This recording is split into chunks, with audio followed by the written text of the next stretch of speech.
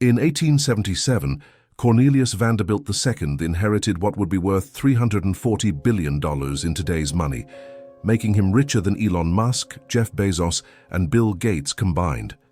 His family controlled more wealth than the GDP of most countries.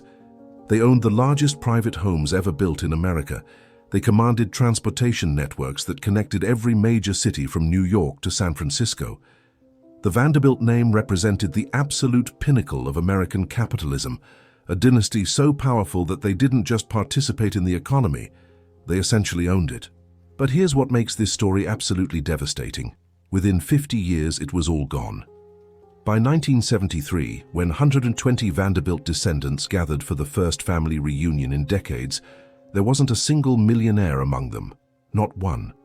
The greatest fortune in American history had been completely obliterated through a combination of spectacular financial incompetence, pathological family dysfunction, and what seemed like a generational curse that destroyed everything the dynasty touched. What happened to the Vanderbilts wasn't just the normal cycle of wealth creation and loss. It was a systematic dismantling of generational wealth that defied every principle of financial preservation. While other wealthy families like the Rockefellers and Astors maintained their fortunes across generations, the Vanderbilts managed to lose everything despite starting with the largest head start in American history.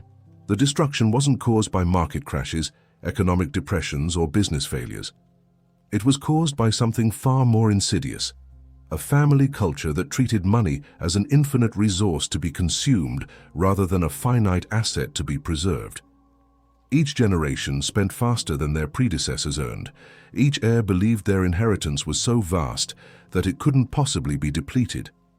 Each family member assumed that someone else was managing the wealth while they focused on spending it. The result was a multi-generational financial suicide that consumed $340 billion in real wealth over the course of 75 years. But the money was just the beginning of the tragedy. The Vanderbilt curse destroyed far more than financial wealth. It shattered families, corrupted characters, and created a legacy of dysfunction that continues to haunt descendants today. Suicide, addiction, mental illness, broken marriages, estranged children, and early deaths followed the family like a shadow that grew darker with each passing generation. The wealth that was supposed to provide security and happiness instead became a source of misery that touched virtually every family member. This isn't a story about the normal challenges of managing generational wealth. This is a story about how extreme wealth can become a destructive force that destroys the very families it's supposed to protect. The Vanderbilt curse reveals something disturbing about money, power, and human nature that every wealthy family should understand, and that every ambitious person should consider before they achieve the financial success they think they want. This is the story of how America's richest family became one of its most tragic cautionary tales, and why their downfall contains lessons that are more relevant today than ever before. Imagine inheriting so much money that you could literally buy entire cities, build private railroad networks across continents, and construct homes that required armies of servants just to maintain them. Imagine having wealth so vast that your annual spending exceeded the total budget of most state governments, while your investment income continued growing faster than you could possibly spend it. Imagine being born into a family where financial constraints were not just absent, but incomprehensible, where the question wasn't whether you could afford something, but whether it was impressive enough to be worthy of your attention. This was the reality for multiple generations of Vanderbilt heirs who inherited what economists now calculate was the largest private fortune in human history, adjusted for economic scale and purchasing power. At its peak in the 1890s, the Vanderbilt fortune represented approximately 1.15% of the entire United States gross domestic product. To put that in perspective, if someone held equivalent wealth today, they would be worth roughly $230 billion, more than twice the net worth of the world's current richest person. But the Vanderbilt story isn't just about the accumulation of unprecedented wealth. It's about how that wealth became a generational curse that destroyed every family that possessed it. The curse didn't operate like the supernatural hexes you see in movies. It operated through psychological, social, and financial mechanisms that were far more devastating than any fictional magic could be. Psychologically, Extreme wealth created what psychiatrists now recognize as affluenza, a condition where individuals lose the ability to understand consequences, develop empathy, or maintain normal human relationships because they've never experienced genuine constraints or accountability.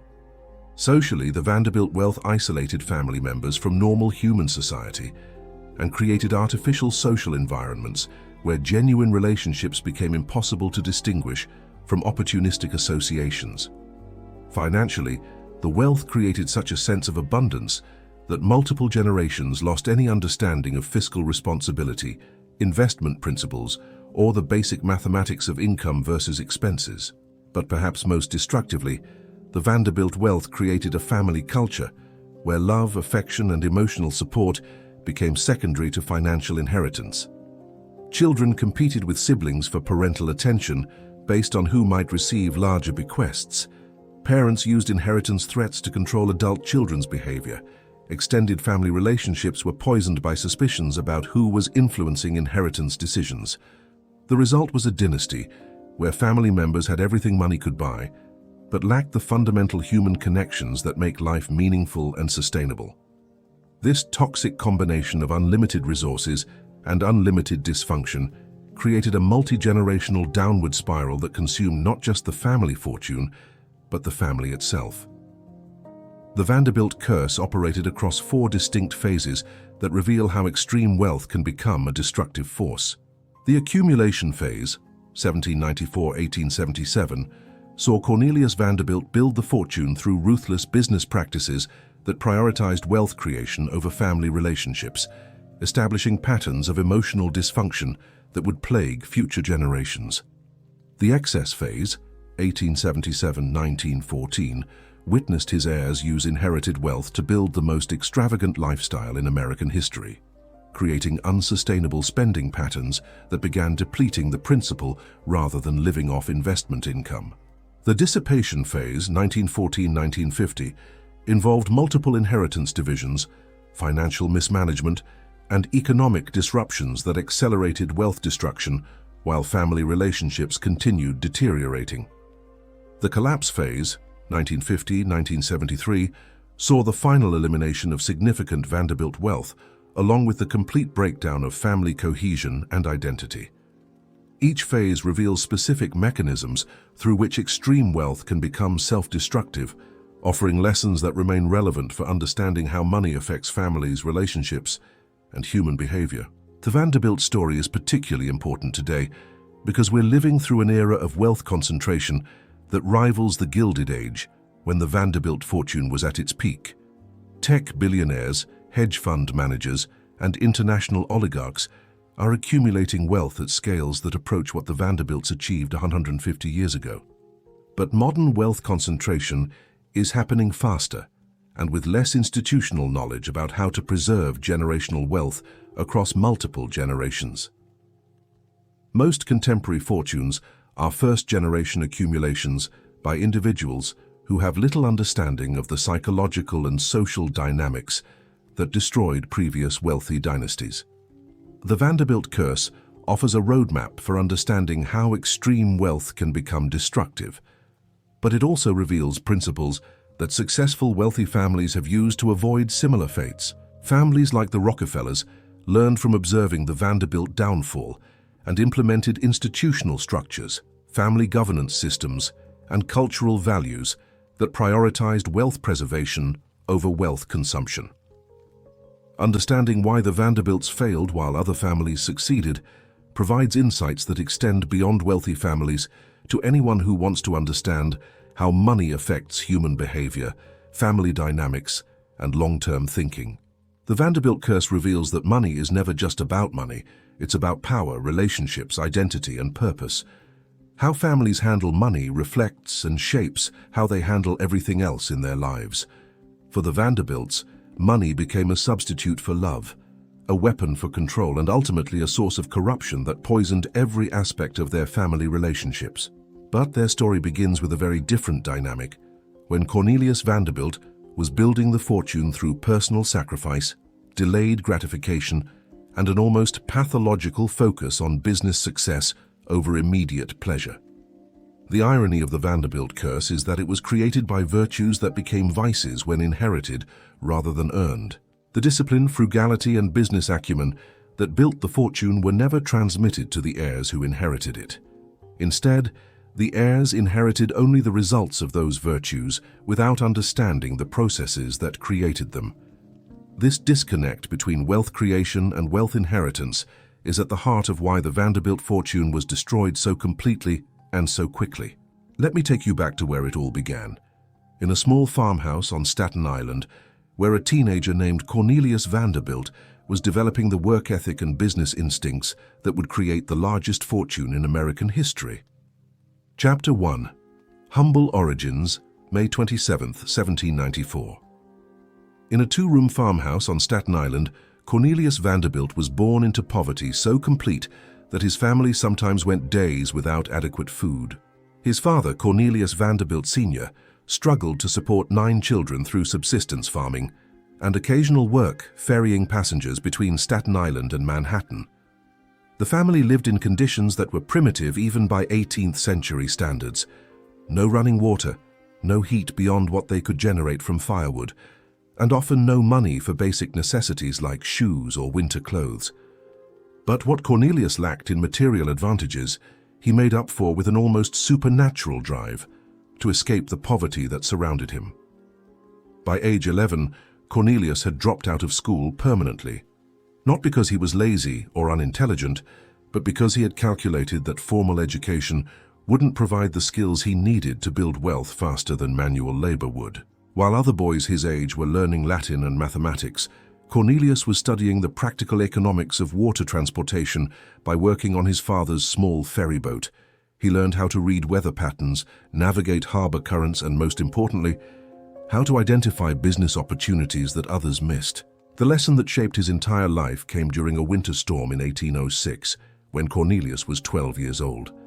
A wealthy Manhattan merchant needed urgent transport to Staten Island, despite dangerous conditions that had forced every other boat operator to refuse the trip. Cornelius convinced his father to let him attempt the crossing alone, arguing that the risk was worth the premium payment the merchant was offering. The trip was terrifying and nearly fatal. Cornelius fought through freezing rain and massive waves for over 3 hours to complete what should have been a 30-minute journey.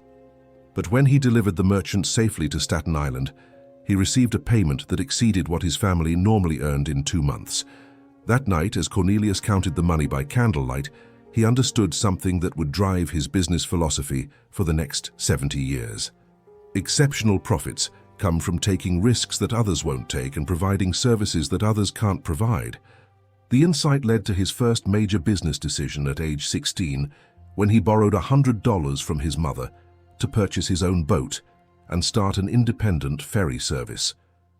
The $100 represented his mother's entire life savings, money she had accumulated by selling vegetables from their garden and taking in laundry from neighboring families. Borrowing it meant that failure wouldn't just harm Cornelius, it would devastate his entire family.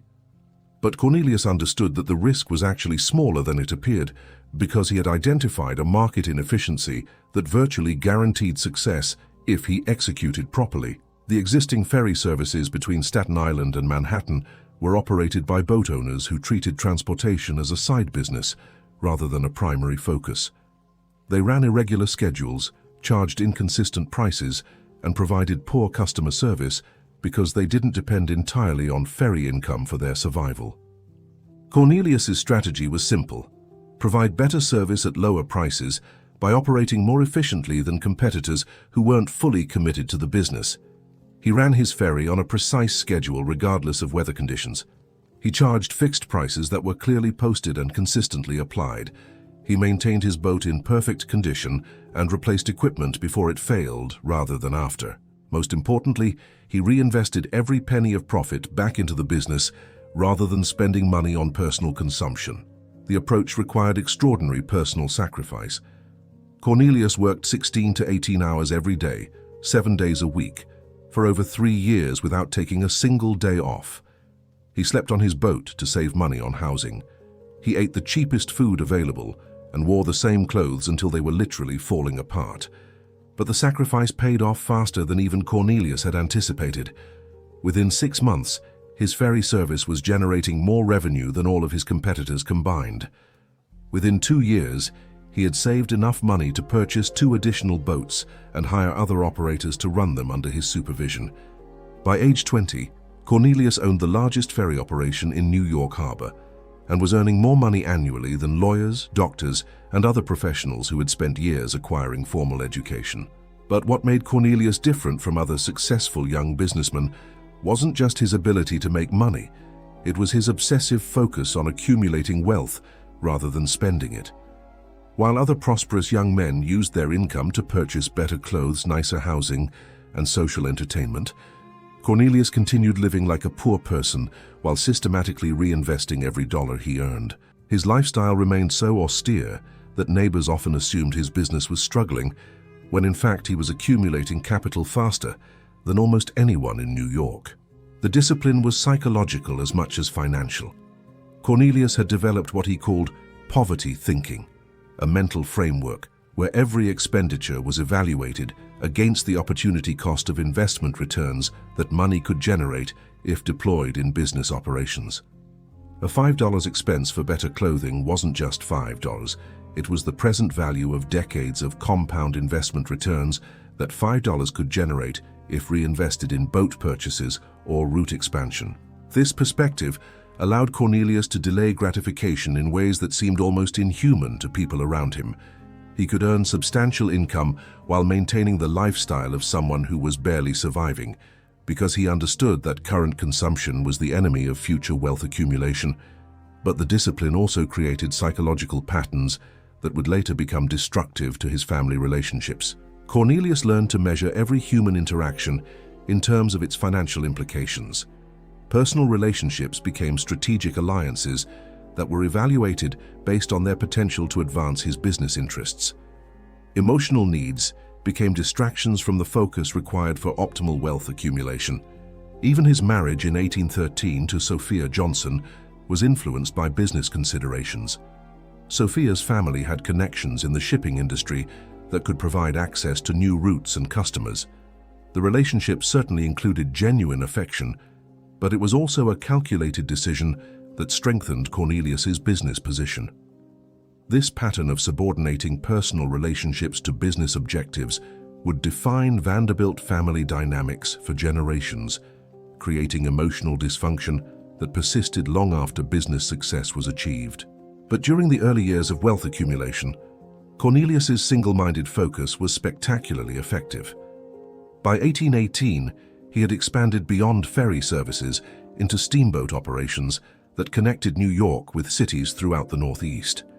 By 1820, he was operating the largest private shipping network on the East Coast. The steamboat business was more complex and capital-intensive than ferry operations, requiring sophisticated understanding of route optimization, fuel efficiency, maintenance scheduling, and customer service at scale. But it also provided opportunities for wealth accumulation that dwarfed what ferry operations could generate. A single successful steamboat route could produce annual profits equivalent to what his entire ferry business had generated in its best years. Cornelius's approach to steamboat operations revealed the strategic thinking that would eventually create his transportation empire. Instead of competing directly with established operators on existing routes, he identified underserved markets where his superior efficiency could command premium pricing without triggering competitive responses. He focused on routes where existing operators were complacent about service quality, allowing him to attract customers through reliability and speed rather than price competition. He negotiated exclusive agreements with suppliers, manufacturers, and service providers that reduced his operating costs, while making it more expensive for competitors to match his service levels. Most importantly, he used profits from successful routes to fund rapid expansion into new markets before competitors could establish strong positions. The strategy required enormous capital investment and carried substantial financial risk, but it also created competitive advantages that became increasingly difficult for rivals to overcome. By 1825, Cornelius Vanderbilt controlled steamboat operations that generated annual revenues equivalent to $50 million in today's money. making him one of the wealthiest individuals in America at age 31. But the steamboat success was just preparation for the business opportunity that would create the Vanderbilt fortune: railroads. As the 1820s progressed, Cornelius began studying railroad technology and economics with the same obsessive focus he had applied to water transportation. He understood that railroads would eventually replace steamboats for long-distance passenger and freight transportation, making his existing business obsolete unless he adapted to the new technology. But he also understood that railroads represented a wealth creation opportunity that was orders of magnitude larger than anything water transportation could provide. Railroads required massive capital investments that most businessmen couldn't afford. They involved complex engineering and operational challenges that most entrepreneurs couldn't solve.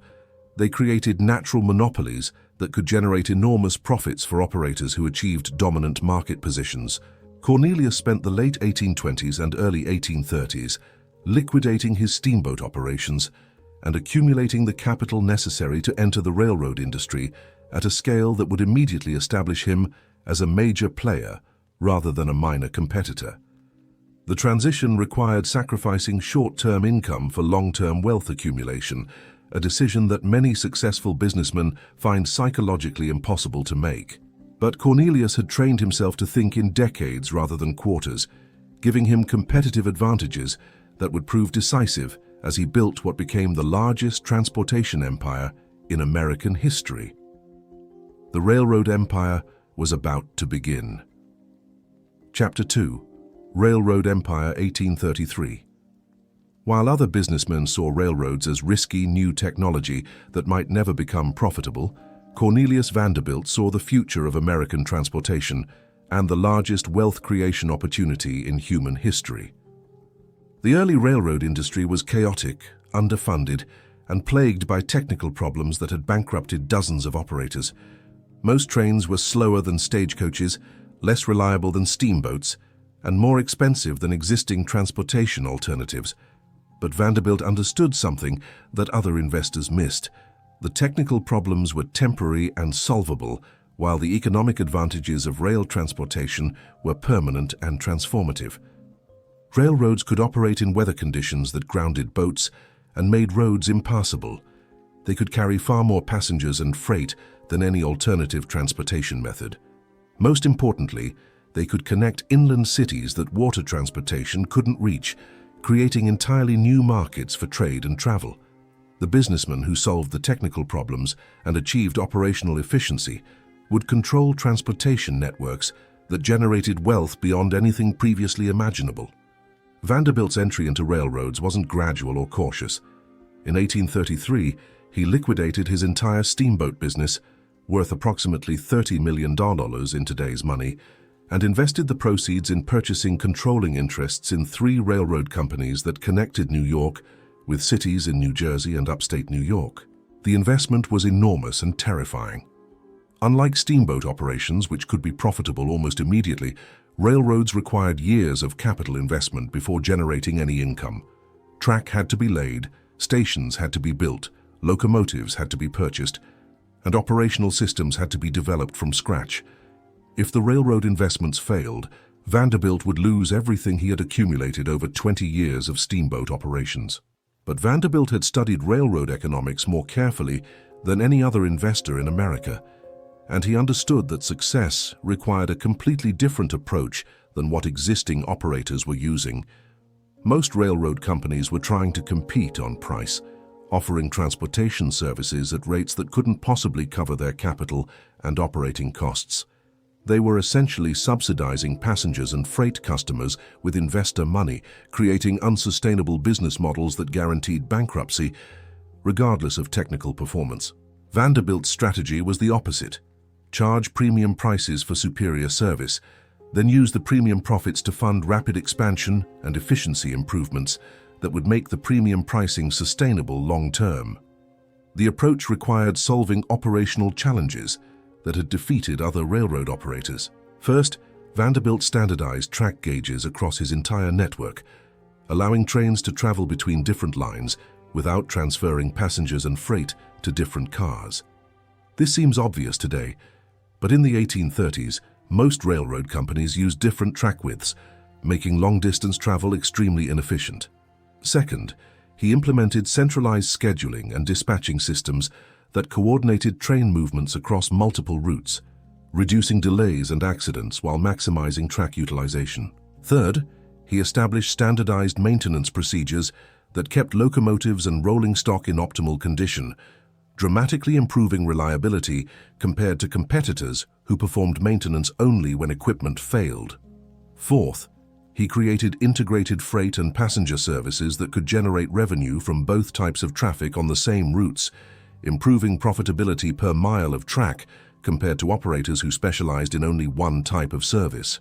The improvements required massive capital investment and meticulous attention to operational details that most railroad owners considered unnecessary expenses.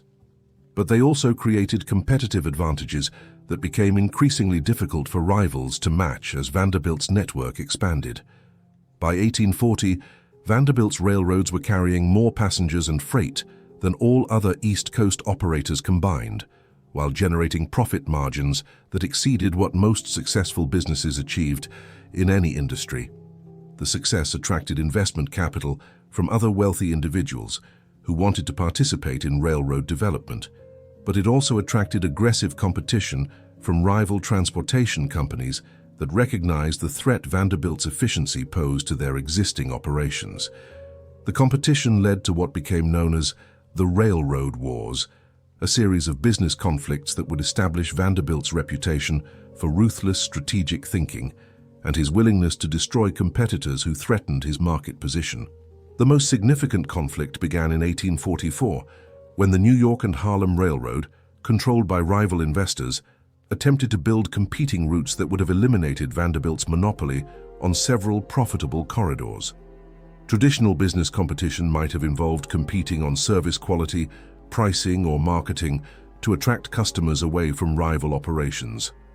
Vanderbilt's response was far more aggressive and strategic. First, he used his existing railroad revenues to purchase large blocks of New York and Harlem stock, eventually gaining enough ownership to influence the company's board decisions. Second, he negotiated exclusive agreements with suppliers and contractors that the New York and Harlem needed for their construction projects, forcing them to pay premium prices for materials and labor. Third, he coordinated with political allies to ensure that the New York and Harlem couldn't obtain the government permits and subsidies they needed to complete their competing routes. Fourth, he engaged in what would now be called predatory pricing, temporarily reducing his own rates to levels that eliminated profits while forcing the New York and Harlem to match prices they couldn't afford. The combination of financial pressure, political interference, and price competition was devastating for the New York and Harlem's investors, who had expected railroad development to be profitable rather than a financial war of attrition. Within 2 years, the New York and Harlem was bankrupt and available for purchase at a fraction of its construction costs. Vanderbilt acquired the company's assets, eliminated redundant operations, and integrated the most valuable routes into his existing network, effectively turning his competitors' capital investments into additions to his own transportation empire. The New York and Harlem acquisition established the strategic pattern that Vanderbilt would use for the next 30 years: identify competitive threats early, use superior financial resources to undermine rivals' business operations, then acquire their assets at distressed prices. The approach was legal but ruthless, creating enormous wealth for Vanderbilt while destroying the fortunes of investors who had been unlucky enough to compete with him. But the approach also required psychological characteristics that were incompatible with normal family relationships and emotional attachments. Vanderbilt learned to view business competition as warfare, where competitors were enemies to be destroyed, rather than rivals to be respected. He developed strategic thinking patterns that prioritized winning over fairness, efficiency over loyalty, and long-term dominance over short-term cooperation. These characteristics served him brilliantly in business, but created increasing problems in his personal relationships as his wealth and power grew. By 1850, Vanderbilt controlled railroad networks that connected New York with every major city from Boston to Washington, D.C., generating annual profits equivalent to over $100 million in today's money.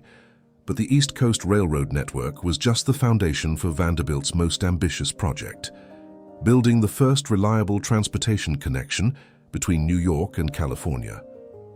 The California Gold Rush had created enormous demand for fast, safe transportation to the West Coast, but existing options were slow, expensive, and dangerous. Ships traveling around South America took months and risked shipwreck in terrible weather. Overland routes through Mexico involved extreme hardship and often resulted in death from disease, violence, or starvation. Vanderbilt saw an opportunity to create a transportation service that would be faster and safer than existing alternatives while generating profits that would dwarf his East Coast Railroad income. His solution was building a combined steamship and railroad route through Nicaragua that would reduce travel time from New York to San Francisco from several months to less than 3 weeks. The project required negotiating with foreign governments, building transportation infrastructure through tropical wilderness, and coordinating complex logistics across thousands of miles, challenges that exceeded anything Vanderbilt had previously attempted. But it also created a transportation monopoly that could charge premium prices for a service that had no effective competition. The Nicaragua route was operational by 1851 and immediately became the most profitable transportation service in the world. Passengers paid $300 to $500 per person, equivalent to $10,000, $15,000 today, for passage to California, while the actual cost of providing the service was less than $50 per passenger. The profit margins were so extraordinary that the Nicaragua route alone generated more income than Vanderbilt's entire railroad network, making him the wealthiest individual in America and possibly the world. But the Nicaragua success also attracted attention from competitors who were determined to break Vanderbilt's transportation monopoly, leading to business conflicts that would be more complex and dangerous than anything he had experienced in domestic railroad competition. International transportation involved political relationships, military considerations, and economic factors that were beyond the control of even the most successful businessmen. Vanderbilt's Nicaragua operations would eventually be disrupted by civil wars, foreign interventions, and political changes that forced him to abandon the route after several years of operation. But the profits from the Nicaragua route provided capital for Vanderbilt's next and most significant expansion, acquiring control of the railroads that would become the foundation of his transportation empire. In 1857, Vanderbilt began purchasing stock in the New York Central Railroad, which controlled the most valuable transportation corridor in America, the route connecting New York City with Chicago and the Great Lakes. The New York Central acquisition would require more capital than all of Vanderbilt's previous investments combined, but it would also create a railroad network that controlled transportation throughout the most economically productive region of the United States. By 1867, Vanderbilt had gained control of the New York Central and begun integrating it with his existing railroad properties to create what became known as the Vanderbilt system, a transportation network that carried more passengers and freight than any private company in world history. The wealth generated by the Vanderbilt system was beyond anything previously accumulated by an individual American. Annual profits exceeded what most state governments collected in taxes, while the total value of Vanderbilt's railroad properties approached 1% of the entire United States gross domestic product. But the wealth creation was entering a new phase where financial success would be inherited rather than earned, creating psychological and social dynamics that would eventually prove far more destructive than any business competition Vanderbilt had faced. The Gilded Excess was about to begin. Chapter 3. Gilded Excess, January 4th, 1877. Cornelius Vanderbilt died in his sleep, leaving an estate worth $100 million, equivalent to $340 billion in today's money, to heirs who had never worked a day in their lives. The transition from earned wealth to inherited wealth marked the beginning of the Vanderbilt curse, though none of the family members understood what was happening at the time. Cornelius had built his fortune through 70 years of obsessive focus on business operations, personal sacrifice, and delayed gratification. His heirs inherited only the results of that discipline without understanding the processes that created them. The psychological difference was profound and immediately apparent. Cornelius had lived like a poor person while accumulating vast wealth, wearing the same clothes until they fell apart, and refusing to spend money on anything that didn't generate investment returns. His son William Henry Vanderbilt, who inherited the majority of the estate, immediately began spending money at rates that would have horrified his father. Within months of Cornelius's death, William Henry had commissioned architects to design a mansion that would cost more than most people earned in several lifetimes. The mansion at 640 Fifth Avenue wasn't just a home. It was a monument to wealth that was designed to demonstrate the Vanderbilt family's supremacy over every other wealthy family in America. The house required 3 years to build and cost $3 million, equivalent to $75 million today, making it the most expensive private residence ever constructed in the United States at that time. But the cost was just the beginning of the extravagance. The mansion contained 130 rooms, each decorated with furniture, artwork, and fixtures that had been imported from European palaces and estates. The dining room could seat 200 guests. The ballroom was larger than most public assembly halls. The library contained over 10,000 books, most of which no family member ever read. The house required a permanent staff of 40 servants, just to maintain basic operations, with additional temporary staff hired for social events that sometimes involved over 500 guests. The annual operating costs of the mansion exceeded $500,000, more than the total wealth of most successful American families. But William Henry's spending wasn't limited to housing.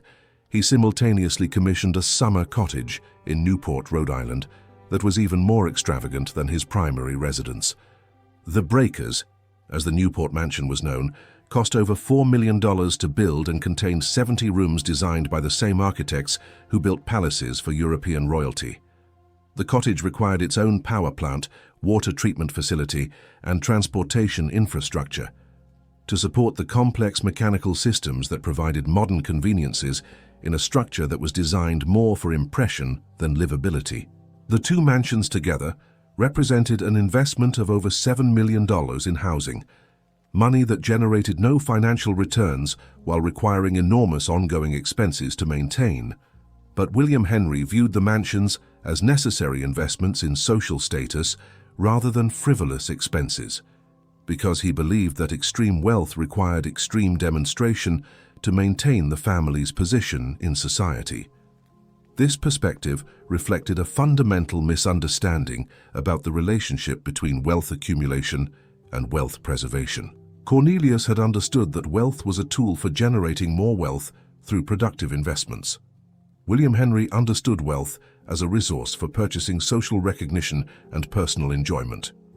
The difference seemed trivial when the inherited fortune was so vast that no amount of spending could possibly deplete it within a single generation, but the spending established cultural patterns and psychological attitudes that would accelerate with each successive generation until they consumed the entire fortune.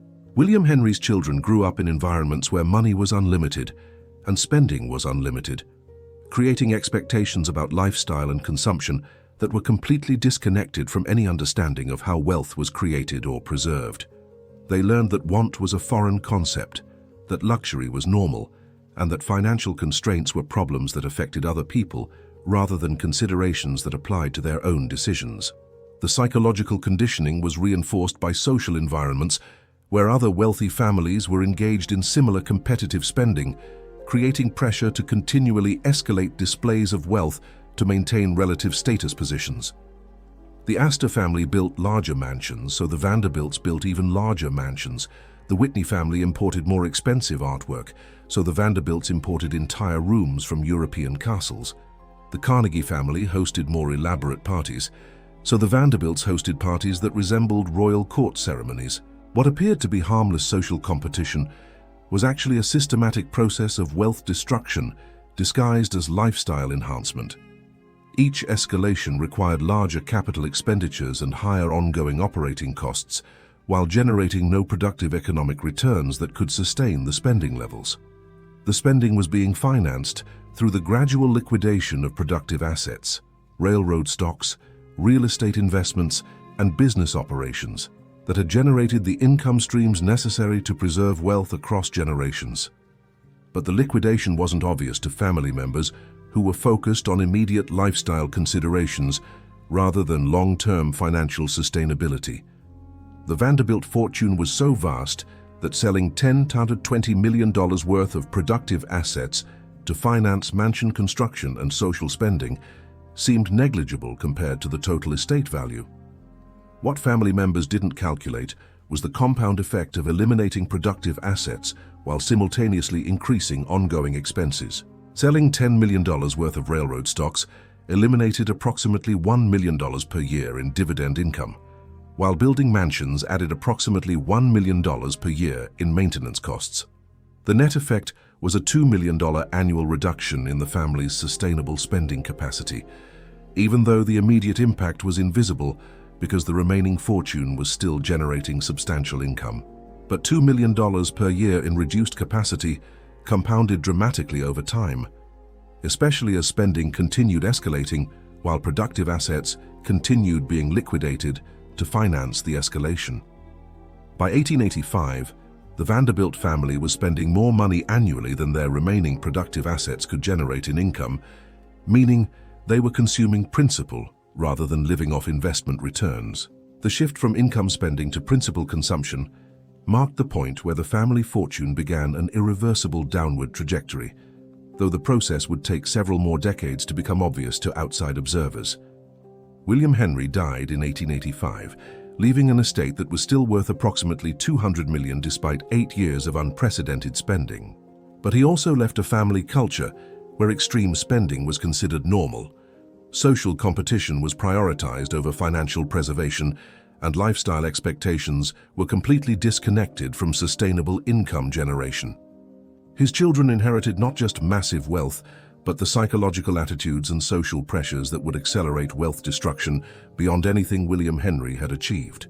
The third generation of Vanderbilts would prove that wealth destruction could be accomplished far more efficiently than wealth creation, especially when multiple heirs were competing to outspend each other while simultaneously dividing the remaining productive assets.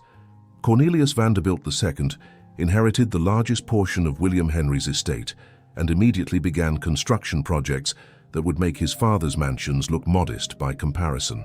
His New York mansion at Fort West 57th Street was designed to be the largest private residence ever built in America, containing 137 rooms and requiring a staff of 80 servants to operate.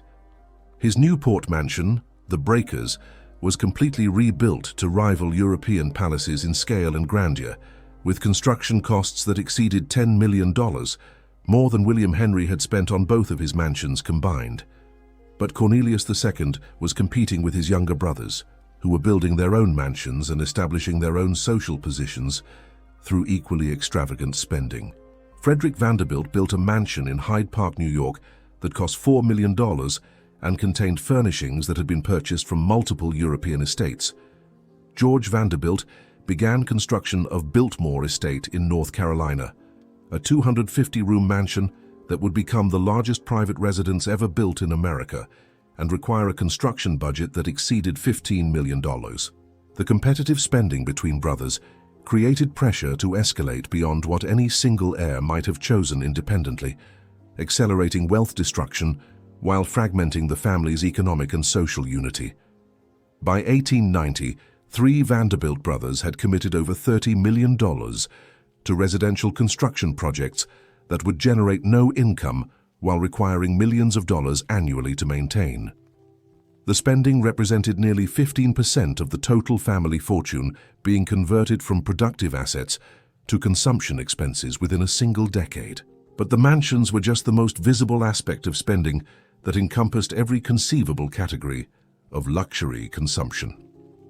The Vanderbilts maintained multiple residences in different cities and countries, requiring staffs, furnishings, and operational expenses that multiplied housing costs beyond what the mansions alone required. They purchased yachts that cost millions to build and hundreds of thousands annually to operate, for recreational activities that occupied only a few weeks per year. They collected artwork, rare books, jewelry, and other luxury goods that represented millions in capital, while generating no economic returns.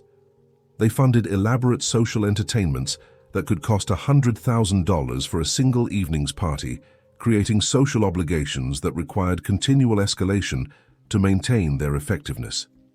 Most destructively, they began making financial investments based on social considerations rather than economic analysis, purchasing businesses and assets that enhanced their social status while destroying their financial positions.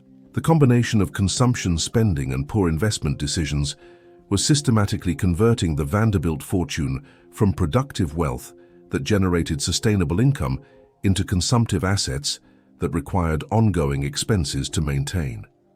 The conversion was accelerating as social competition intensified and family members lost any connection to the business disciplines that had created their wealth.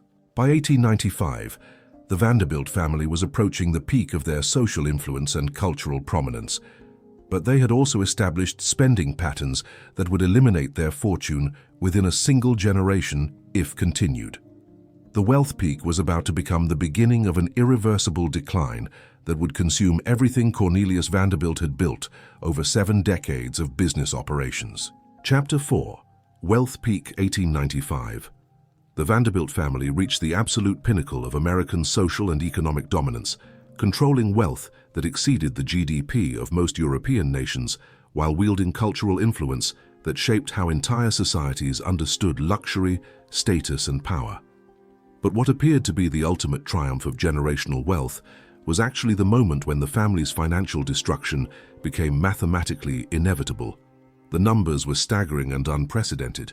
Combined Vanderbilt holdings included railroad assets worth over $200 million that controlled transportation throughout the northeastern United States, real estate investments worth $50 million in New York, Newport, and other strategic locations, industrial investments worth $30 million in steel shipping and manufacturing companies, art collections and luxury goods worth $25 million cash, and securities worth $20 million. The total wealth of approximately $325 million represented roughly 1.15% of the entire United States gross domestic product, a level of wealth concentration that has never been matched by any other American family in history. But wealth concentration was just one measure of Vanderbilt dominance. The family also controlled social and cultural institutions that shaped American society's understanding of wealth, taste, and social hierarchy. The Vanderbilt mansions weren't just homes, they were cultural landmarks that established architectural and decorative standards for wealthy families throughout America and Europe. When Alva Vanderbilt hosted her costume ball in 1883, over 1,200 guests attended what was considered the most elaborate private entertainment in American history. The party required 6 months of planning, cost over $250,000, equivalent to $6 million today, and established social traditions that wealthy families would imitate for generations. The ball wasn't just entertainment, it was a demonstration of cultural power that exceeded what most government officials could command. Foreign royalty competed for invitations to Vanderbilt social events. American politicians sought Vanderbilt support for their campaigns. Business leaders required Vanderbilt approval to gain access to financial markets and industrial opportunities. The family had achieved something approaching aristocratic status in a country that was supposedly founded on democratic principles. But the social dominance was being purchased through the systematic liquidation of productive wealth, creating a gap between lifestyle expenses and sustainable income that was growing larger every year. The mathematics were clear to anyone who understood investment principles and compound returns, though apparently no Vanderbilt family member was performing these calculations. The family's annual lifestyle expenses were approaching $15 million per year when sustainable income from their productive assets was approximately $12 million per year. This meant they were consuming $3 million annually in principal, wealth that would no longer generate investment returns in future years. The $3 million annual principal consumption would eliminate approximately $300,000 per year in future investment income, based on average returns from railroad and industrial investments. But the lifestyle expenses were escalating at roughly 8% annually as social competition intensified and family members established increasingly elaborate spending patterns. If lifestyle expense escalation continued at 8% annually, while productive assets were being liquidated at $3 million per year, the family would exhaust their entire fortune within approximately 25 years, regardless of investment performance or economic conditions. The calculation was straightforward, but apparently incomprehensible to family members who had never experienced financial constraints or learned to think about money in terms of sustainability rather than availability. Each individual spending decision seemed reasonable when evaluated against the total family wealth. Building a $10 million mansion represented less than 3% of family assets. Hosting a $250,000 party represented less than 0.1% of family wealth. But the aggregate effect of multiple family members making similar spending decisions simultaneously was creating wealth destruction rates that exceeded the wealth creation rates that had built the fortune over 70 years of business operations. The Vanderbilt fortune had been created through compound investment returns operating over decades. It was being destroyed through compound consumption escalation operating over years.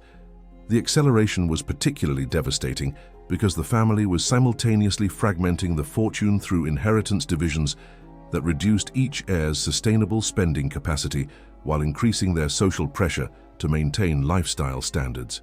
William Henry Vanderbilt had inherited a unified fortune that generated approximately $8 million annually in sustainable income. His 8 children were dividing that inheritance into separate holdings that generated $1 to $2 million annually, each in sustainable income. But social expectations required each heir to maintain lifestyle standards that had been affordable when supported by the unified fortune.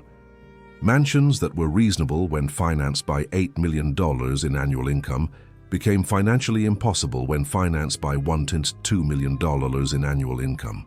The result was multiple family members simultaneously liquidating their productive assets to maintain lifestyle expenses that required the income generation of the original unified fortune. Cornelius Vanderbilt II was spending $3 million annually on lifestyle expenses, while his inheritance generated approximately $2.5 million in sustainable income.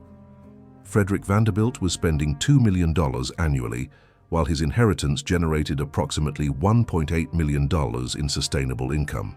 George Vanderbilt was spending $4 million annually, while his inheritance generated approximately $2.2 million in sustainable income. The spending patterns were unsustainable for every individual heir, but they were also creating competitive pressure that prevented any family member from reducing expenses without losing social status relative to their siblings. Family members were trapped in what economists would now recognize as a wealth destruction spiral, a situation where rational individual decisions create collectively irrational outcomes that harm everyone involved. Each family member understood that their personal spending was unsustainable, but reducing spending meant accepting social status reduction while other family members maintained their positions through continued wealth consumption. The competitive dynamic ensured that wealth destruction would continue until external constraints forced behavioral changes or until the wealth was completely exhausted. But the external constraints that might have forced fiscal responsibility were prevented by the social and political influence that extreme wealth provided. The Vanderbilts could borrow against their assets to maintain spending when current income was insufficient. They could sell assets at premium prices because their reputation attracted buyers who wanted association with the family name. They could obtain investment opportunities that were unavailable to less wealthy families. The financial cushions provided by extreme wealth meant that the consequences of unsustainable spending were delayed rather than eliminated, allowing destructive patterns to continue longer than would have been possible for families with more modest resources. The delay was psychologically devastating because it prevented the learning that might have corrected the behavioral patterns before permanent damage occurred. Family members interpreted their ability to maintain lifestyle standards as evidence that their spending was sustainable, when actually it was evidence that their wealth was large enough to absorb massive losses before the consequences became obvious. By 1900, The accumulated effect of 15 years of unsustainable spending had reduced Vanderbilt wealth from $325 million to approximately $230 million, still an enormous fortune, but representing a 30% decline during a period when comparable investments had increased in value.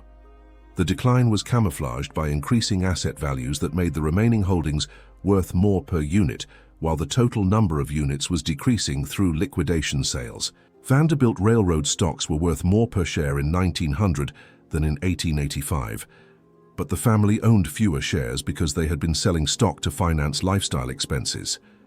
The net effect was asset appreciation that was more than offset by asset liquidation.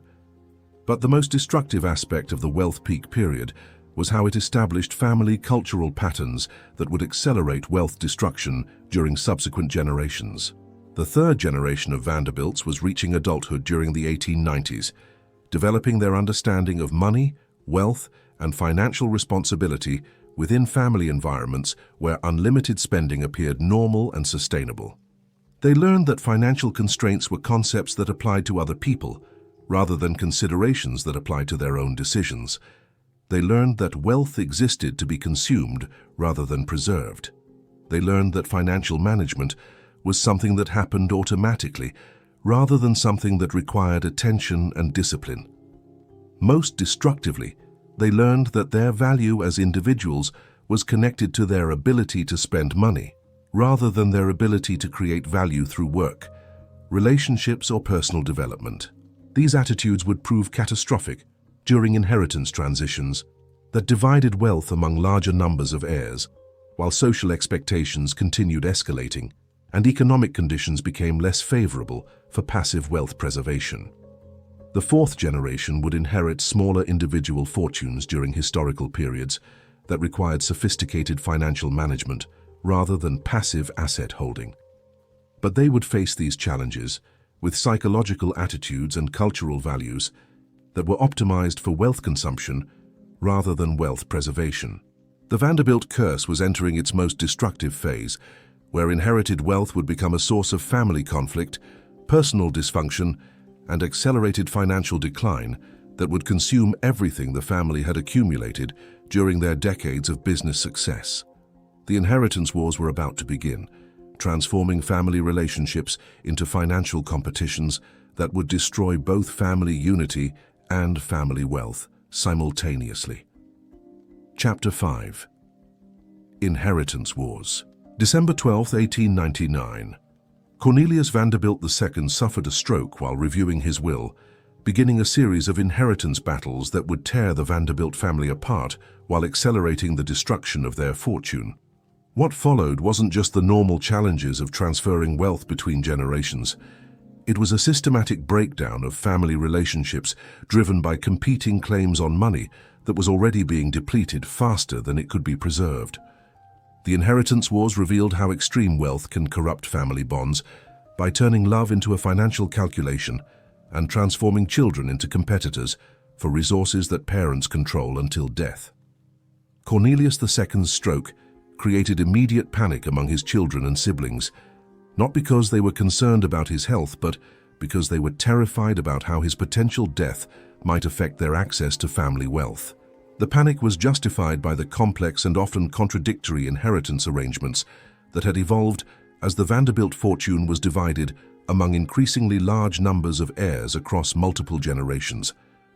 William Henry Vanderbilt had left his fortune to 8 children, but the distribution hadn't been equal, and the inheritance arrangements included restrictions and conditions that created ongoing conflicts between siblings. Some children received controlling interests in specific businesses, while others received only passive investment holdings that provided income but no operational control. Some inheritances included restrictions that prevented heirs from selling assets or making major financial decisions without approval from other family members. Some bequests were contingent on marital status, social behavior, or other personal choices that allowed other family members to influence individual inheritance decisions. The complexity created situations where family members had conflicting financial interests that made cooperation difficult and competition inevitable. Cornelius II's children were fighting over inheritance arrangements that hadn't been finalized, while his siblings were positioning themselves to influence inheritance decisions that might affect their own children's future wealth. The conflicts weren't just about money, they were about power, status, and identity, within a family system where financial position determined social position, and where social position determined access to the lifestyle and opportunities that family members considered essential to their personal worth. But the inheritance wars were particularly destructive because they were happening while the family fortune was already being systematically depleted through unsustainable spending patterns that none of the family members were addressing. Instead of cooperating to preserve remaining wealth or developing strategies to restore financial sustainability, family members were fighting over rights to assets that were decreasing in value while expenses continued escalating.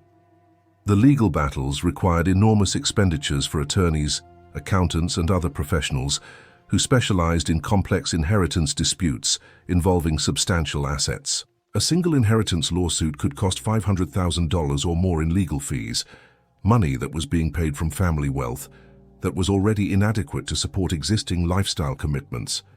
But the legal costs were trivial compared to the opportunity costs of family members focusing their time and attention on inheritance conflicts rather than business management or financial preservation. None of the Vanderbilt heirs had developed business skills or financial expertise comparable to what Cornelius Vanderbilt had possessed when building the family fortune.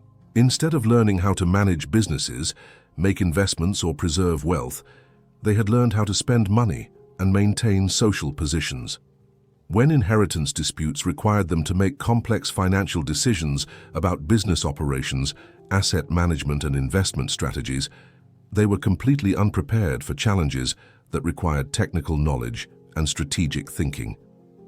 The result was a series of financial decisions that prioritized short-term conflict resolution over long-term wealth preservation. Family members sold valuable assets at discounted prices to resolve inheritance disputes quickly, rather than negotiating arrangements that would have preserved wealth while addressing legitimate concerns about fairness and control.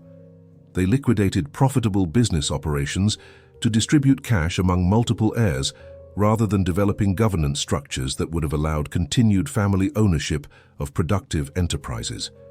They borrowed against appreciating assets to finance legal disputes and lifestyle expenses rather than reducing spending or improving income generation. Each short-term solution created long-term problems that would require even more destructive solutions as financial pressures continued mounting. But the most devastating aspect of the inheritance wars was how they poisoned family relationships in ways that prevented the cooperation necessary for effective wealth management. Children stopped trusting parents whose inheritance decisions might be influenced by favoritism or strategic considerations rather than genuine care for family welfare. Siblings stopped trusting each other because inheritance arrangements created zero-sum competitions, where one person's financial gain was another person's financial loss. Spouses married into the family with expectations about inheritance that created conflicts when those expectations weren't met, or when family circumstances changed. Extended family relationships became strategic alliances based on shared inheritance interests rather than genuine emotional connections. The breakdown of trust made it impossible to develop coordinated strategies for wealth preservation, business management, or financial planning that required long-term commitments and cooperative decision-making. Family members were simultaneously dependent on shared wealth while competing for individual control over that wealth, creating psychological and financial pressures that were incompatible with rational decision-making. The conflicts escalated during economic downturns that reduced asset values and investment income, while lifestyle expenses remained constant or increased.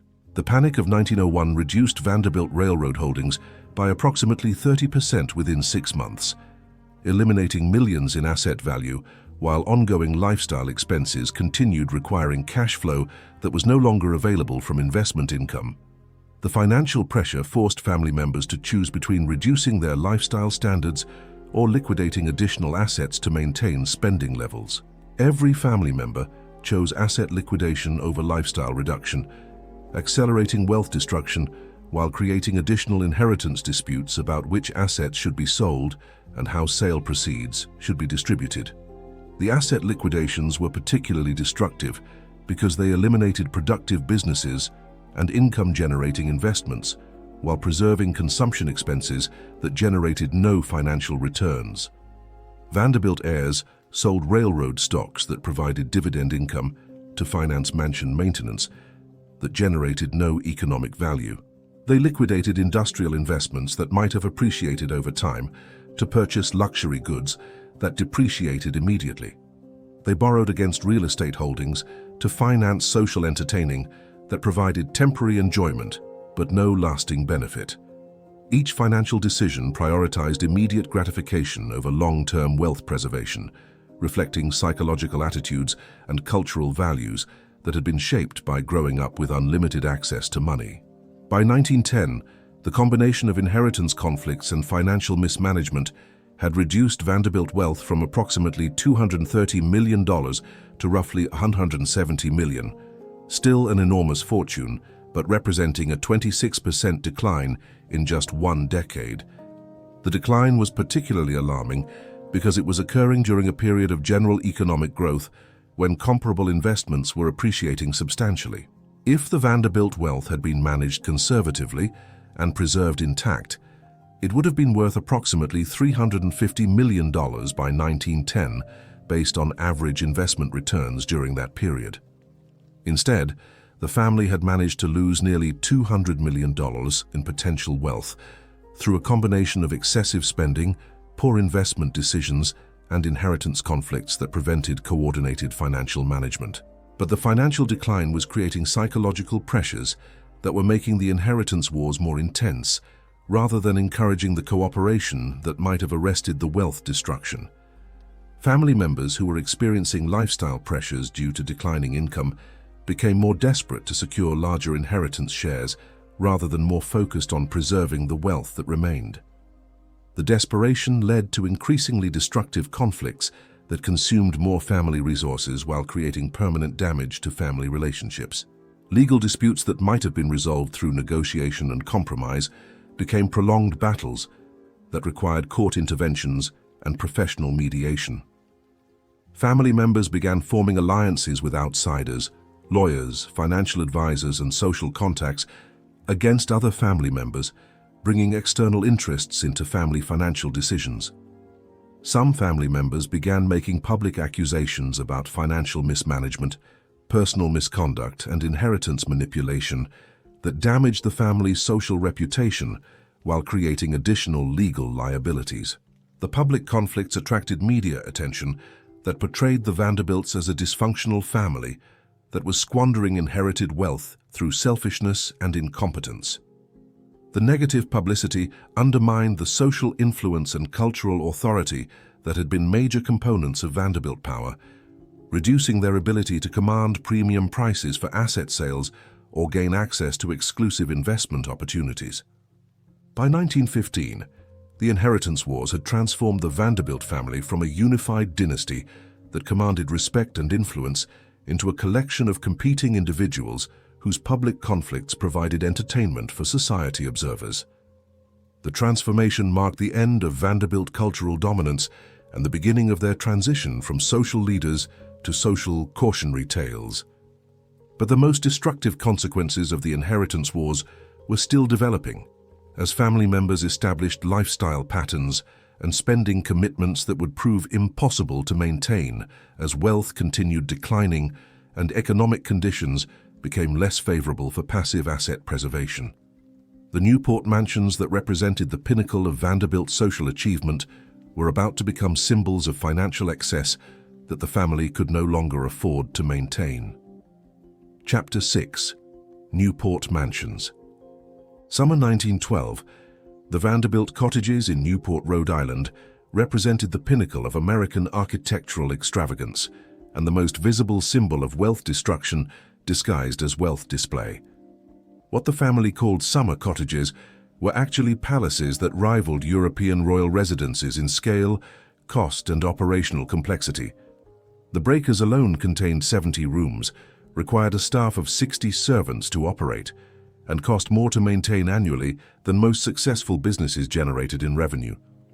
But by 1912, the Newport mansions had become financial millstones that were consuming Vanderbilt wealth faster than the family's remaining productive assets could generate income to support them. The mathematics was straightforward and devastating. The breakers required approximately $400,000 annually in operating expenses, staff salaries, utilities, maintenance, insurance, and basic upkeep needed to prevent deterioration. Marble House, Alva Vanderbilt's Newport mansion, required approximately $300,000 annually in similar expenses. Rough Point, Frederick Vanderbilt's Newport estate, required approximately $250,000 annually. The combined operating costs of just 3 Vanderbilt Newport properties exceeded $950,000 annually. Money that generated no investment returns while requiring ongoing cash flow from assets that were already being liquidated to support lifestyle expenses. But the operating costs were just the beginning of the financial burden the Newport mansions imposed on family wealth. The houses were designed for entertaining on scales that required enormous additional expenditures whenever they were used for their intended social purposes. A typical Newport dinner party for 100 guests cost approximately $25,000 in catering, service, decoration, and entertainment, equivalent to $650,000 today.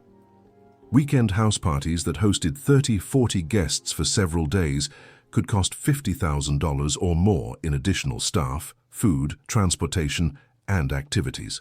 The elaborate costume balls and themed entertainments that were considered essential for maintaining social status could cost $100,000 or more for a single evening's event.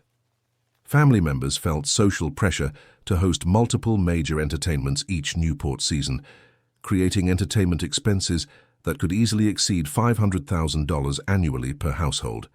The total annual cost of maintaining Newport lifestyle standards, property operations plus social entertaining, was approaching $2 million annually for the Vanderbilt family collectively.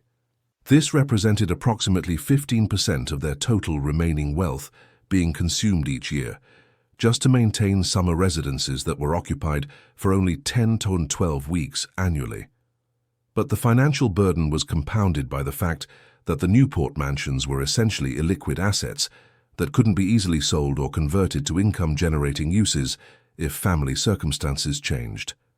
The houses were too large and expensive for normal residential use, too specialized for commercial purposes, and too costly to maintain for most potential buyers to afford. The limited market for ultra-luxury residential properties meant that Newport mansions typically sold at substantial discounts to their construction costs, if they could be sold at all. Family members who might have recognized the financial unsustainability of Newport lifestyle costs discovered that they were trapped by previous spending decisions that had created assets they couldn't afford to maintain, but also couldn't afford to dispose of. The trap was psychological as well as financial. The Newport mansions had become symbols of family identity and social status that family members believed were essential to maintaining their position in society. Selling Newport properties or reducing entertainment standards was perceived as social defeat that would undermine the family's cultural influence and personal worth. Family members preferred to liquidate productive business assets rather than sacrifice social assets, even when the business assets were generating income while the social assets were consuming it. The preference reflected psychological attitudes about wealth and status that prioritized appearance over substance and short-term social gratification over long-term financial security. But the attitudes were reinforced by social environments where other wealthy families were engaged in similar competitive spending, creating pressure to maintain lifestyle standards regardless of financial sustainability. The Newport social season had evolved into a competition among America's wealthiest families to demonstrate their prosperity through increasingly elaborate residential and entertainment displays. Families that reduced their Newport presence or entertainment standards were perceived as experiencing financial difficulties, creating social stigma that motivated continued spending even when that spending was financially destructive. The competitive dynamic created what economists would recognize as a keeping up with the Joneses spiral that was collectively destructive for participating families while individually necessary for maintaining social status. The Vanderbilts were trapped in this dynamic along with other wealthy families, but their situation was more precarious because their wealth base was already being eroded through poor financial management and excessive lifestyle spending in other areas. While families like the Astors and Whitneys were funding Newport expenses from growing business empires, the Vanderbilts were funding Newport expenses through asset liquidation that was reducing their future income capacity. The difference meant that Newport costs were sustainable for families whose wealth was appreciating, but financially devastating for families whose wealth was depreciating. By 1915, several Vanderbilt family members were privately acknowledging that their Newport properties had become financially unsustainable, but none were willing to be the first to reduce their presence and accept the social consequences. The reluctance created a coordination problem where everyone understood that collective cost reduction would benefit all family members, but individual cost reduction would disadvantage the family member who acted first. The coordination problem was compounded by inheritance disputes that prevented cooperative decision-making about shared family interests and financial strategies. Family members who were competing for inheritance shares were reluctant to make sacrifices that might benefit siblings more than themselves, even when those sacrifices were necessary for overall family financial health. The competitive dynamic within the family paralleled the competitive dynamic with other wealthy families, creating multiple levels of financial pressure that prevented rational responses to deteriorating financial conditions. The situation was further complicated by the outbreak of World War I, which created economic disruptions that reduced investment income while increasing operating costs for luxury properties and lifestyle maintenance. European investments that had provided substantial income for wealthy American families were disrupted by wartime conditions. Domestic investments were redirected toward war production that generated uncertain returns. Labor costs increased as workers were recruited for military service and war industry employment. The economic pressures forced many wealthy families to reduce their lifestyle expenses and reconsider the financial sustainability of maintaining multiple luxury residences. But the Vanderbilts were slower than other families to recognize the need for spending adjustments, partly because their wealth had been so large that they had never previously experienced serious financial constraints. Family members continued maintaining full Newport operations through 1916 and 1917, even as investment income declined and operating costs increased due to wartime economic conditions. The continued spending during a period when financial prudence was obviously necessary demonstrated how disconnected the family had become from basic principles of financial management and economic reality. By 1918, the combined effect of wartime economic disruption and ongoing lifestyle expenses had reduced Vanderbilt wealth from approximately $170 million to roughly $120 million. Still substantial wealth, but representing a 30% decline in just 8 years. The decline was accelerating as family members liquidated increasing amounts of productive assets to maintain lifestyle standards that were no longer supported by current income generation. The Newport mansions had become symbols of financial excess that the family could no longer afford but couldn't bring themselves to abandon. The psychological attachment to social status was proving more powerful than rational financial analysis, creating behavioral patterns that were systematically destroying the wealth that had created the social status in the first place. But the Newport Mansion period was also establishing cultural precedents and social expectations that would influence subsequent generations of Vanderbilt heirs who would inherit even smaller individual fortunes while maintaining the same lifestyle expectations. The fourth and fifth generations would grow up believing that multiple luxury residences, elaborate social entertaining, and competitive status spending were normal and necessary aspects of family identity, even when their individual inheritances were inadequate to support such lifestyle patterns. The psychological conditioning created by Newport excess would prove more durable than the financial resources needed to sustain it, creating a gap between expectations and reality that would accelerate wealth destruction during subsequent decades. The social climbing phase was about to begin as family members pursued European titles and international recognition to compensate for their declining financial position and diminishing domestic social influence. Chapter 7. Social Climbing, 1921. As the Vanderbilt financial position continued deteriorating, family members began pursuing something they believed was more valuable than money: European aristocratic titles that would provide permanent social status independent of financial wealth. The strategy reflected a fundamental misunderstanding about the relationship between money and social power, but it also created financial obligations and social pressures that accelerated wealth destruction beyond anything the family had previously experienced. Alva Vanderbilt led the campaign for European social recognition, using her divorce settlement and inherited wealth to purchase a mansion in Paris and begin courting relationships with financially distressed European nobility who were willing to trade social recognition for American money. The approach was expensive and psychologically revealing. Alva spent over $2 million annually, maintaining European social positions that required constant entertaining, gift-giving, and financial support for aristocratic allies who viewed American wealth as a resource to be exploited rather than a qualification for genuine social acceptance. European aristocrats had centuries of experience managing relationships with wealthy commoners who sought social elevation through financial contributions. They understood how to extract maximum financial benefit while providing minimum social recognition, enough to encourage continued payments without granting actual equality or genuine acceptance.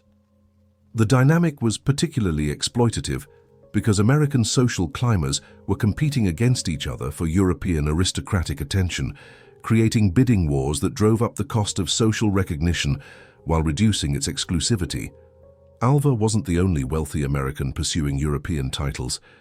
Competition from other American heiresses meant that the cost of aristocratic marriages, social introductions, and court presentations was escalating rapidly, while the actual social benefits were diminishing due to oversupply.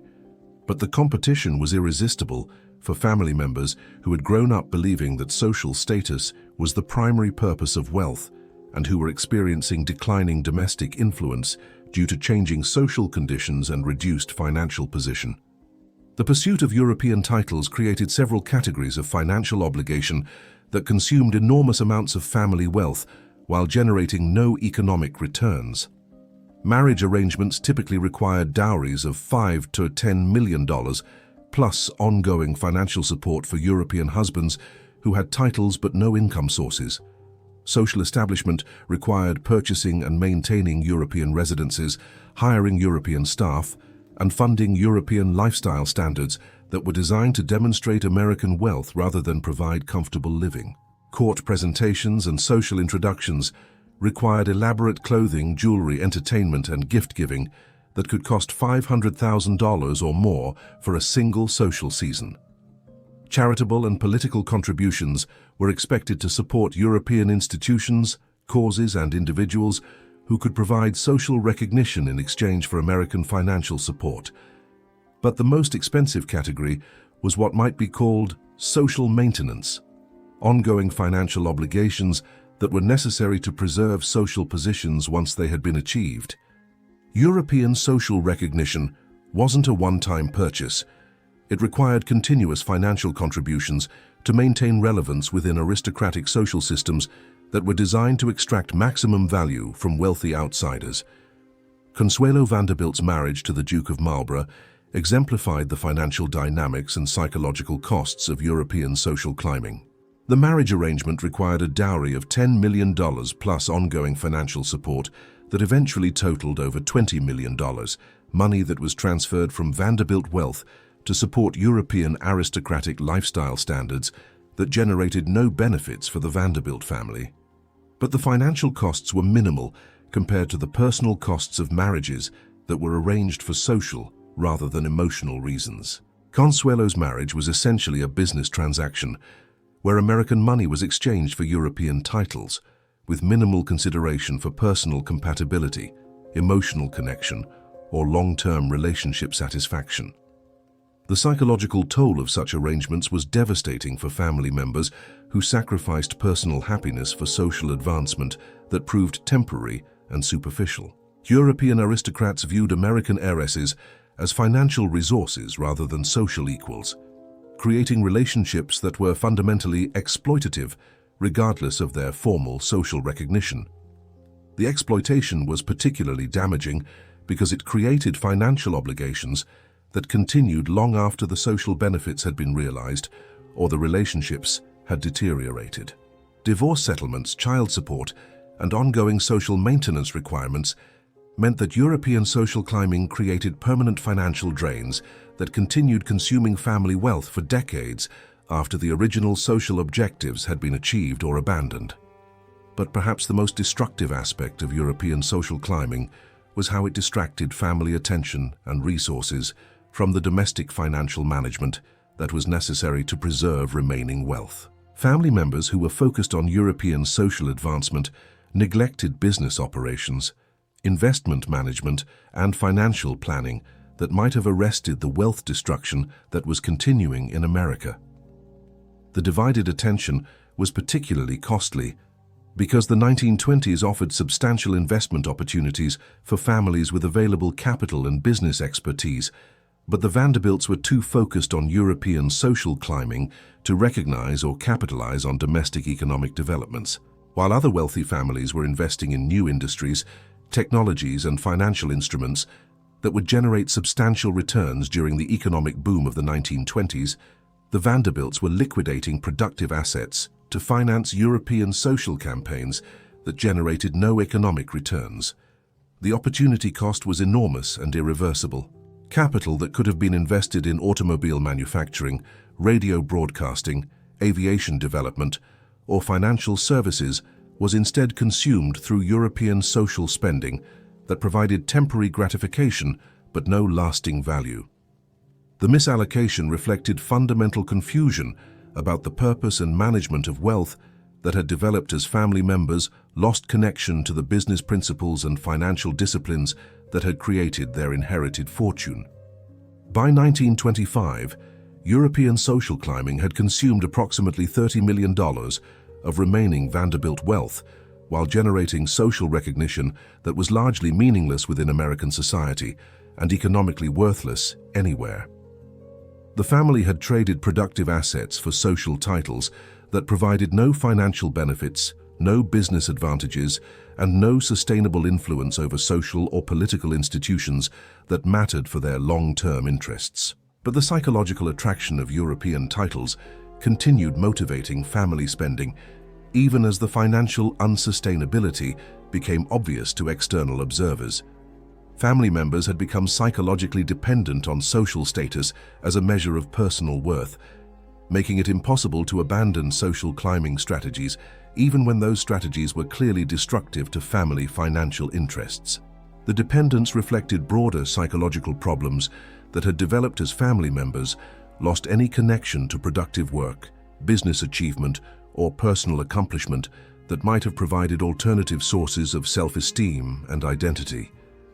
Without business skills, professional achievements, or meaningful work to provide psychological fulfillment, family members became entirely dependent on social status for personal validation, creating vulnerability to exploitation by individuals and institutions that understood how to manipulate social insecurity for financial gain. European aristocrats had centuries of experience exploiting exactly this vulnerability among wealthy commoners who sought social elevation but lacked the cultural knowledge necessary to recognize when they were being manipulated.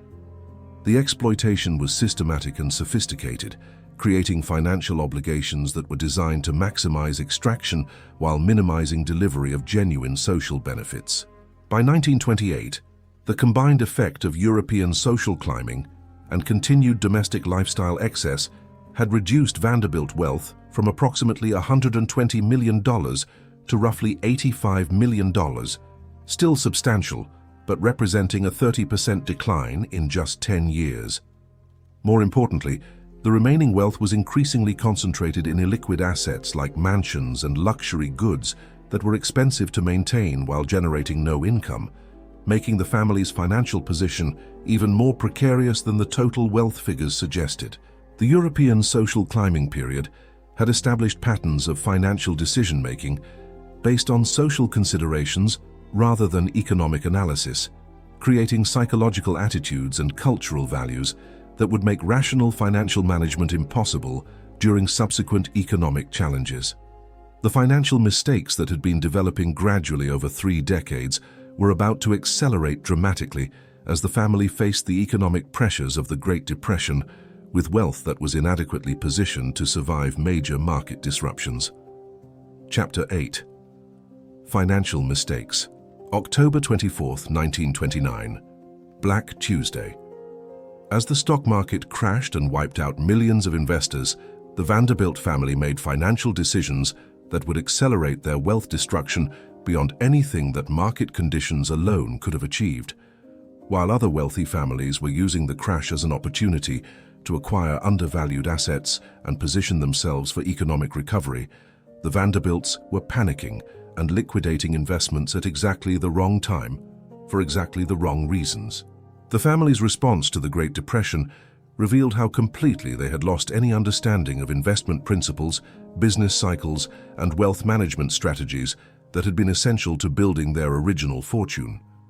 Instead of viewing market disruption as a temporary condition that would create opportunities for patient investors with available capital, family members interpreted the crash as confirmation that their lifestyle expenses required immediate cash generation through asset sales. The interpretation was psychologically understandable, but financially catastrophic. Vanderbilt family members had never experienced serious economic constraints or learned to adjust lifestyle spending in response to changing financial conditions. Their automatic response to any financial pressure was liquidating assets rather than reducing expenses. The response was particularly destructive during market crashes when asset prices were depressed, and forced sales created additional downward pressure on prices, guaranteeing that sellers would realize losses rather than gains from their investments. But the Vanderbilts weren't just making poor timing decisions about when to sell assets. They were making poor selection decisions about which assets to sell and which to preserve. Traditional wealth management strategy during economic downturns focuses on preserving productive assets that generate income while liquidating non-productive assets that consume resources without providing returns. The Vanderbilt approach was exactly the opposite. Family members sold railroad stocks, industrial investments, and real estate properties that were generating dividend income and had potential for recovery when economic conditions improved. They preserved mansions, luxury goods, and European social obligations that were consuming cash while providing no economic returns and having no potential for appreciation.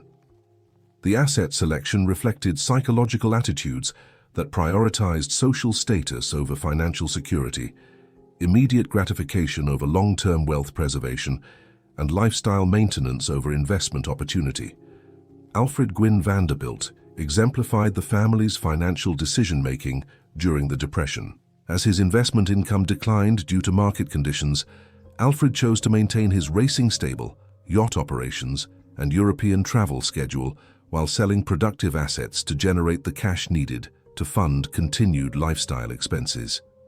His racing stable required approximately $500,000 annually in operating costs, horse purchases, training facilities, staff salaries, transportation, and competition expenses, while generating no income and providing no investment value. His yacht required approximately $300,000 annually in operating costs, crew salaries, fuel, maintenance, insurance, and harbor fees, while generating no income and depreciating in value each year. His European travel and social obligations required approximately $400,000 annually in expenses, hotel accommodations, entertainment, gifts, charitable contributions, and lifestyle maintenance, while generating no income and providing no lasting benefits. Alfred's annual lifestyle expenses of approximately $1.2 million exceeded his sustainable income from remaining productive assets by roughly $600,000, forcing him to liquidate $600,000 worth of investments each year just to maintain spending patterns that provided no financial returns. The liquidation rate meant that Alfred would exhaust his entire inheritance within approximately 15 years if spending patterns continued unchanged and investment markets remained depressed. But instead of reducing lifestyle expenses to match sustainable income levels, Alfred accelerated asset sales during market downturns when prices were most disadvantageous for sellers. The acceleration reflected psychological characteristics that were common among Vanderbilt family members who had never learned to distinguish between wants and needs or to accept temporary lifestyle adjustments in response to changing financial circumstances. Family members had been psychologically conditioned to view any reduction in spending or lifestyle standards as unacceptable social defeat rather than prudent financial management. The conditioning made rational responses to economic pressure psychologically impossible, ensuring that family wealth would continue being consumed regardless of market conditions or available investment opportunities. But the individual financial mistakes being made by family members were compounded by collective decisions that reflected complete misunderstanding of business management and investment strategy. The family still controlled significant positions in railroad companies, real estate developments, and industrial enterprises that could have provided substantial long-term returns if managed properly during the economic recovery that followed the initial market crash. Instead of maintaining ownership and improving operations during the economic downturn, the family chose to liquidate business interests for immediate cash rather than invest additional capital to strengthen their competitive positions.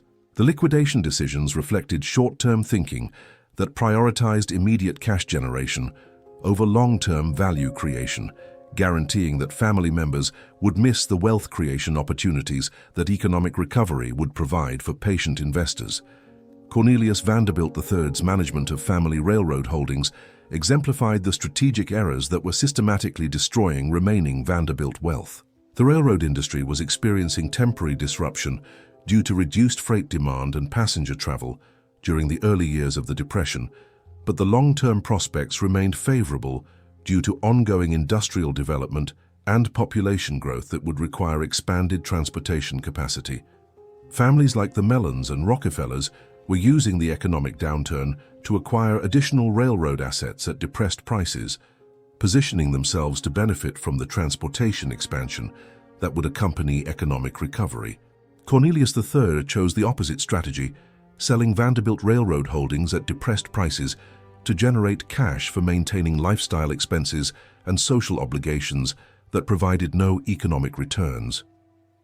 The sales realized prices that were 40 to 60% below the long-term value of the assets, while the proceeds were consumed through lifestyle spending rather than reinvested in alternative assets that could provide future income.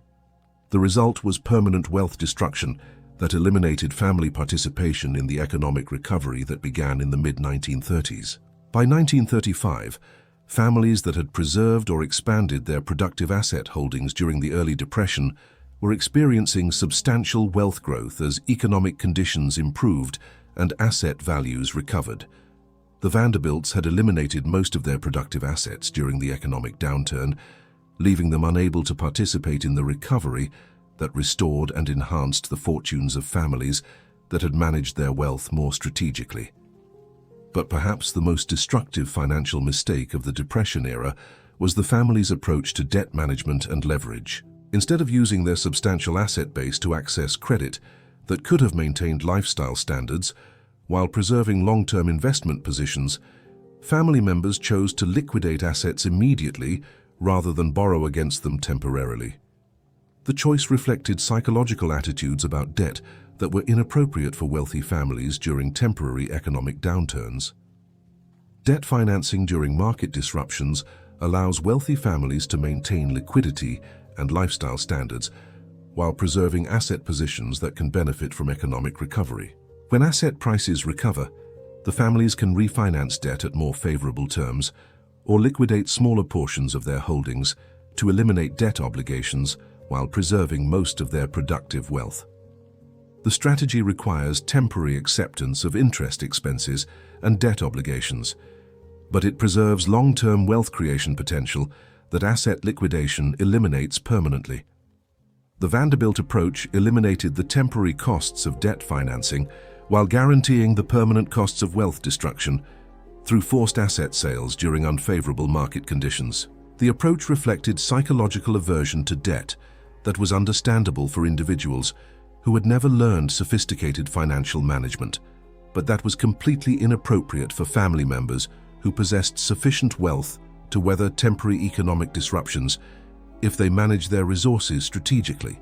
By 1940, the combined effect of poor asset selection, unfortunate timing, and strategic mismanagement had reduced Vanderbilt wealth from approximately $85 million to roughly $45 million, representing a 47% decline during a decade when other wealthy families were preserving or enhancing their financial positions.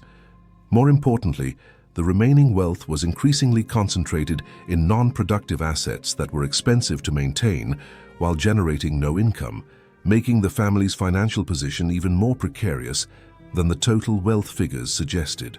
The financial mistakes of the Depression era had established patterns of decision-making that prioritized short-term problem-solving over long-term wealth preservation, creating psychological attitudes and management approaches that would make subsequent financial challenges even more difficult to address effectively. The Depression era mistakes also revealed how completely the family had lost any institutional memory or cultural knowledge about wealth management, business operations, and investment strategy that had been essential to creating their original fortune. None of the family members possessed the business skills, financial expertise, or strategic thinking capabilities that would be necessary to arrest the wealth destruction and rebuild productive asset holdings that could support sustainable lifestyle standards. The knowledge gap meant that future financial challenges would be addressed through continued asset liquidation and lifestyle reduction rather than through business development and investment management that could restore wealth creation capabilities. The Depression era marked the transition from a family that was destroying wealth through lifestyle excess to a family that was destroying wealth through financial incompetence, creating momentum toward complete wealth elimination that would prove impossible to reverse during subsequent decades.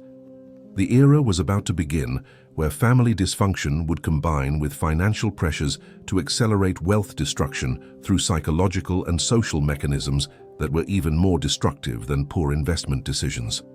Chapter 9. Depression Era, 1935. As America began recovering from the Great Depression, the Vanderbilt family was experiencing a different kind of depression, a psychological and social collapse that was proving more destructive to their remaining wealth than any economic downturn could have been.